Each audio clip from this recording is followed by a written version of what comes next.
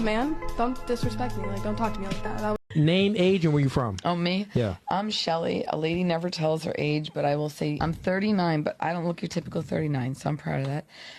Shelly. Yes. You look 39. It's okay, though. Man, it's wild, isn't it? The way some women are out here trying to convince everyone that the wall is just a myth and that they haven't hit it. It's like they're living in some alternate universe where aging doesn't exist. They swear they still look like they did in their 20s, but we all know reality is a little less forgiving. Yeah, Mark, it's the same old story. They might be getting older, but mentally, some of them are still stuck in toddler mode throwing tantrums, thinking they can get their way just by crying louder. It's all about me with zero accountability. To be honest, Samuel, who's going to tell these beautiful ladies? The guys that she has are just there to smash her, and she thinks she is the prize. Fuck you, dog. You're the one swerving. I was just following you. I'm the one swerving. Oh, I'm the one fucking. yeah, it was actually. Oh, there she goes. And, okay. Women.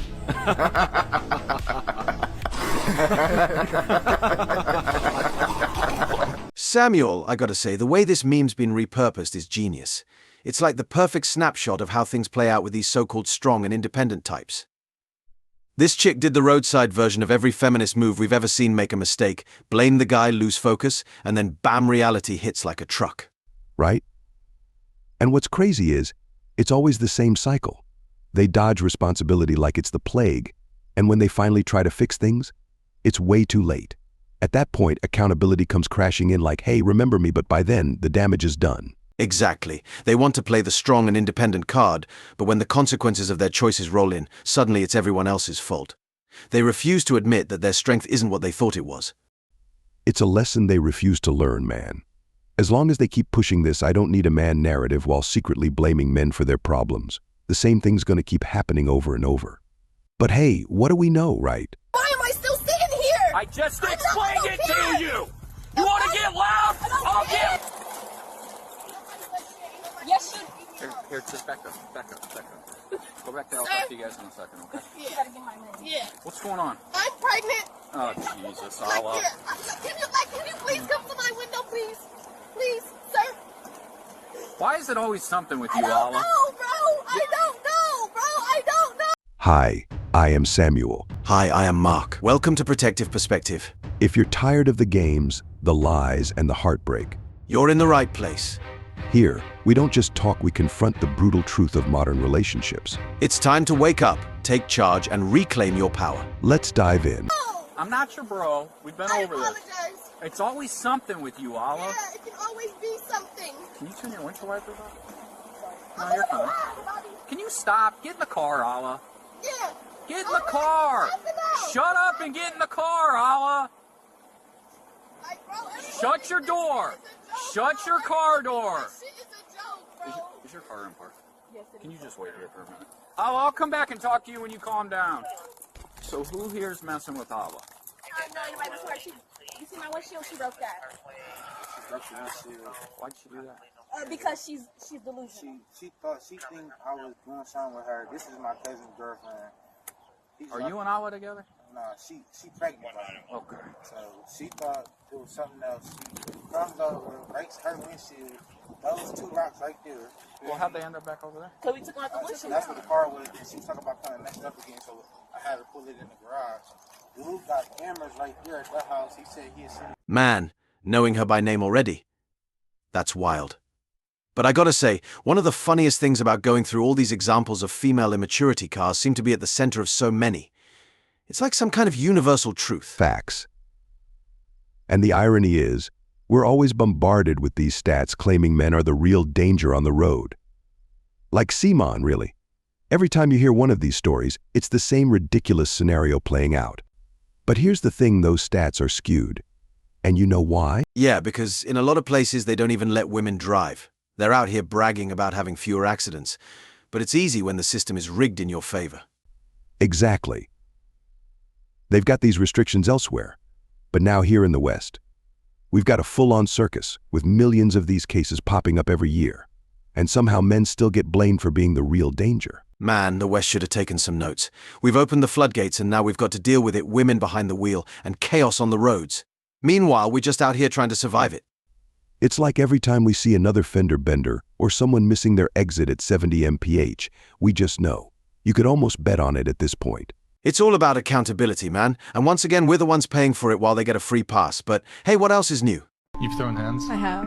In a relationship? I have. With a dude? He did it first. You threw hands? First? No, I was. He threw hands first? Yeah. Really? Self-defense. Really? Yes. Man, don't disrespect me. Like, don't talk to me like that. That was. How did he talk to you like? Why would you even say something? How did he, like that? what was he said? I don't know. It was a couple years ago, but I should. What do you mean it was a couple years ago? What do you? What do you mean? A couple years ago. What was he said? I don't know. It's just like we were like in a fat argument, like. A fat argument? And it was there was like two groups. I don't. Two groups? Yeah. It was some gang? It was like some You in a gang? shit, bruh. Did you gang somebody? No. Gang somebody? No. So what was said? I don't know. It's like group beef. We were all beefing. Group beef? Yeah. You're just being so unprecise. No, you're running me in circles. I don't remember what was said. It was years ago. I just remember, yes, I have out of a man because he disrespected me. How did he disrespect you? He said some out of pocket. What was the out of pocket shit? I don't know. Whoa, what was the out of pocket shit, bro? Man, this whole thing was like watching a game of telephone. The story changed 10 times before anyone could even keep track. Exactly, Mark. The Me Too movement, total mic failure. And why? Because like toddlers, women kept changing the story to fit whatever narrative worked best at the time. Every interview, a new version with more drama added in. Right? And each time the picture got darker, the villain more sinister, and the so-called facts completely twisted. The worst part? Careers' entire lives destroyed by these shifting stories. And then what? We find out later that half of them were writing fiction, not telling the truth. Yeah, they turned out to be more like storytellers than actual victims. It's wild. And that's exactly why you don't hear about the movement anymore. It's like the house of cards collapsed. It was all smoke and mirrors from the start, and when the dust settled, the damage was already done. No accountability, just wrecked reputations. But hey, that's what happens when you let stories spin out of control with no fact-checking. It's sad, man. So many guys got dragged through the mud over tales that unraveled later. And once the truth came out, where was the media? Quiet. No headlines, no redemption stories, nothing. That's because the truth doesn't sell as well as the drama. They had their spotlight, wrecked who they wanted, and now it's back to silence. You almost gotta wonder how many lives were ruined for nothing. Too many, bro. Way too many. And people wonder why men are pulling back. It's situations like this that make us hesitant. You can't blame anyone for protecting themselves in this climate. Exactly. You can't win when the story keeps changing to fit the agenda of the day. So fellas, remember, stay sharp, stay cautious, and always get your facts straight. No problem. Security, please, No stop! problem. Stop recording me, I'm scared. No problem. Stop recording me, I'm No scared. problem, no problem. I'm scared, stop. No problem. Hello? We're recording the police if you want to stop. Okay, cool, please. Samuel, I wish I could say this is a one-time thing, but let's be real, it's everywhere now. And here's a fun question for why, or what do you get when a society strips away all accountability for aging females? Ooh, I love a good multiple choice. Is it a utopia, B, an enlightened society, or C, a crumbling civilization, morally bankrupt, packed with chicks screaming into mics outside the club? I'm no game show host, but I'm pretty sure the answer's C. I mean, everything after the 60s has been one complete and utter disaster. Exactly. You take away accountability, and suddenly it's a free-for-all out here. No standards, no responsibility, just chaos. Everyone out for themselves, with no thought of consequences. And the worst part? They're out here acting like the world still owes them something, even when they're way past their prime. The entitlement is real, bro. It's wild, Mark. Society's got these chicks thinking they can behave however they want, no repercussions. And then they wonder why things are falling apart. You can't keep taking without giving back. At some point, it all collapses. Exactly. The so-called liberation movement? It's done nothing but create a mess. Now we've got people screaming for attention outside clubs when they should be focusing on building something real. But here's the kicker, they'll still claim it's all progress. Like, where is the progress in moral decay?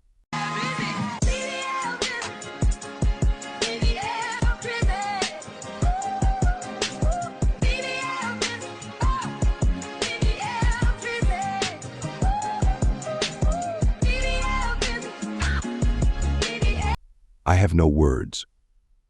Mark, would you like to say something? Samuel, you're gonna love it.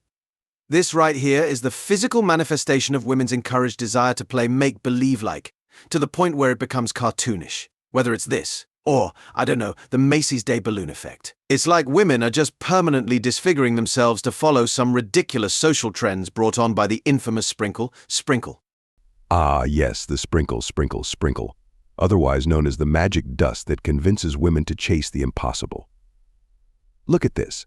It's like they're living in some sort of fantasy world, chasing unrealistic standards that are honestly just leading them down a path of self-destruction. Exactly. And the craziest part is they don't even realize it. They think they're leveling up, but all they're doing is turning themselves into caricatures. Yup, glowing up into cartoon characters. And what for? For some likes on social media? For the approval of strangers who don't even care? This is what happens when we prioritize the wrong things. It's honestly sad. It's like people out here just keep adding more and more layers of make-believe until they can't even recognize themselves. All because society told them that's the way to be empowered.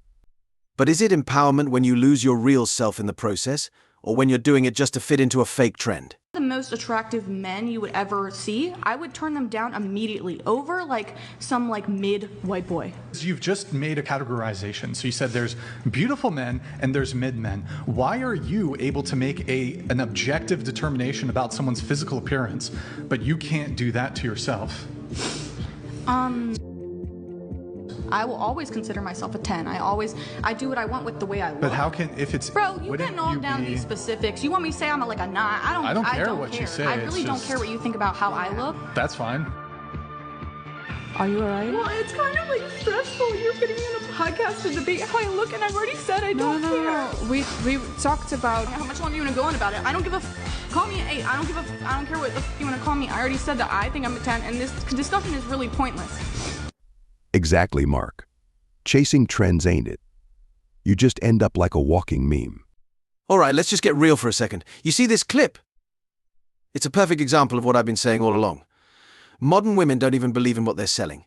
It's make-believe like Santa or the Easter Bunny. Exactly. They're over here talking about it on every podcast, repeating the same things over and over again, but let one gust of wind hit their house of cards and the whole thing comes crashing down. Right. And the craziest part is, even when it all falls apart, they'll still be in tears, trying to explain why the fiction is somehow still the truth. It's wild, Samuel. They cling to it not because it's real, but because they need it to be real. It's like they're trying to convince themselves more than anyone else. Yeah, but at the end of the day, reality doesn't care about feelings. No matter how much you believe in the Easter Bunny, it's not going to leave you chocolate eggs. Right, but they'll sit there crying, explaining why that chocolate egg was supposed to be there. Meanwhile, the rest of us are just watching it all fall apart like what did you expect? Exactly. It's like watching someone build a fantasy world and then act surprised when reality comes knocking. Facts, man. At some point, you've got to stop selling make-believe and start living in the real world.